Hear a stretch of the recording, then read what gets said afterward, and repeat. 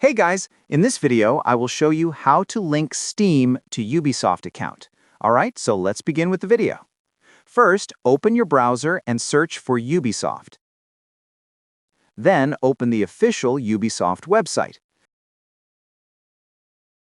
From there, go to top right and click on Download Ubisoft Connect, and then wait for the installer to finish downloading.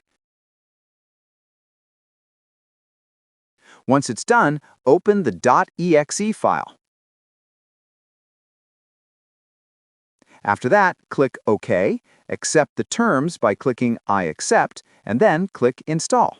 Once it is installed, click on Next, and then finally, Finish. Now, Ubisoft will automatically open on your PC.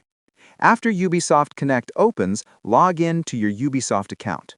Once you're logged in, click on your profile icon at the top and go to Settings. From the Settings menu, click Other, and then make sure the option Remind me of account linking next time I launch a Steam game is turned on. After enabling it, close the settings.